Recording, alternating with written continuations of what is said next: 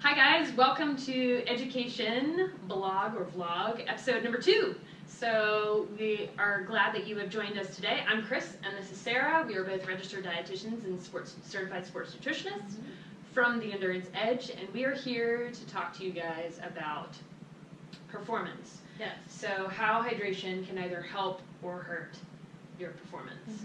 So where we usually see people is that they're having issues with the GI distress, they're getting fatigued really early, they're having issues with cramping, and when I say GI distress, it could be upper or lower GI distress. So if you want to avoid all those things, simplest tips are to make sure that your hydration is correct. So we are standing here today with our hydration guide. You can get one of these guys because I know it's probably pretty impossible for you guys to see on there, but you can get one of these for free on our website if you go to theenduranceedge.com and grab your free 7-page hydration guide. But in the meantime, we're going to talk about a couple of things on here that are relevant to you to make sure that you're keeping your performance up. So first of all, hydration. How do I know if I'm hydrated? Yes, that's a very good question. Kind of the basic, simplest way without being in a medical facility or having access to tools and things like that is to just check your pee. So you're not looking for smell or anything like that. It's more so the color. And when you take a look at your hydration guide, you're going to kind of want to aim for the 3, 2, or 1. So you want like a lighter yellow, pale yellow. That's where you're going to be hydrated. When you start to get darker colors, that's kind of when you're dehydrated. And you also kind of want to stay away from the clear color urine. And I know that might be confusing to some of you. You think, if it's clear, I'm hydrated.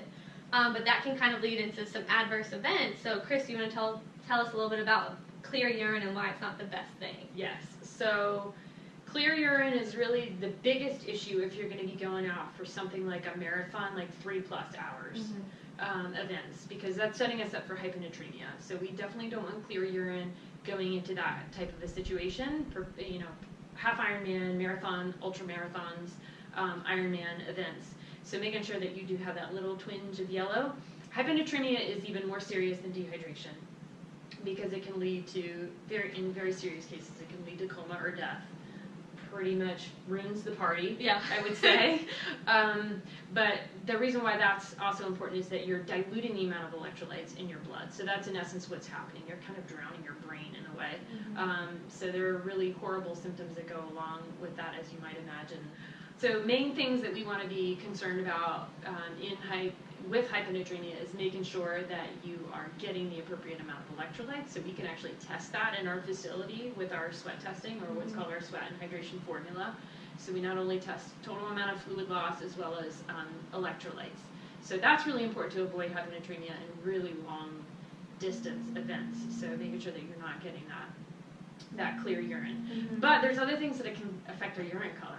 There are. So B vitamins, they kind of make it a little fluorescent. Some say green, some say yellow, so that's something to be aware of. So just look at your pee, see what color it is, and then go from there. And asparagus can make it stinky. It can, oh, not fun.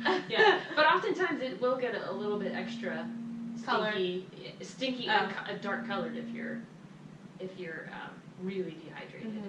So I know you've seen that with soccer players. Yeah, it doesn't smell too good once it's dehydrated because it's really concentrated. So get to know your body. Yeah. Get to know your pee. It's a good thing. Yes. So so we pose the long, the marathon, half Ironman, hyponatremia issue. But what if I'm just going to the gym? Maybe I'm going for my usual hour-long swim, or I'm just doing my usual 45-minute run around the block, or just going to the strength training class. Do I care? So yes and no. You do care because just for basic life maintenance purposes, it's good to be hydrated, but for the purposes of a hydration strategy, as you would in a marathon, you don't necessarily need that for just like an hour-long gym workout or a yoga class or anything like that. You just kind of want to make sure you have water on hand and just kind of sip at regular intervals, just making sure you're drinking a little bit, but you don't have to worry about sports drinks or anything like that. Right. Now, for the longer marathon and bike rides and Ironmans like you participate in, what's kind of their best strategy for that? So when you get up into that hour-long point, or really more, sometimes a little bit less, depending on how heavily you sweat, and because our sweat is unique, and we're all in different conditions and that kind of thing, you want to start really being diligent about drinking at regular intervals. But again, all of us are very unique, making sure that you're drinking enough before, you're drinking at regular intervals during. One kind of tip is we know that you can't really absorb much more than about a liter, 1.2 liters, which is like up to like 43 ounces. Not really an issue for most people, but we do have some of those people who are losing more than that. So making sure that you're drinking at regular intervals, making sure that if you're choosing a sports drink, which is the nice part about that is it's got carbohydrates and electrolytes and fluids, so all three of those things together synergistically help you to absorb that fluid, so you're not just peeing it out. So yeah, some of those things are important. We have an app with a database of over like 90 different sports drinks. So of which I spent many hours on compiling, but yeah, probably have them like roaming around in your head, interrupting your nightmares. So we can actually match people to things that are actually on the market. We also do customized sports drinks for people through a company called Infinite. So if you know about Infinite, it's INFINIT. You can use our discount code. It's TEAM2015 for 10% off, and that's what we give to people when they do sweat testing here, if they choose to do a customized sports drink, which we can help them with, which is kind of cool. So regular intervals, making sure that what they're drinking is close to the electrolyte and fluid loss as possible, so that you're not running out of energy and those kinds of things. But again, dehydration, biggest issue out there. Right? More so than hyponatremia. So what are things that I'm going to be looking for?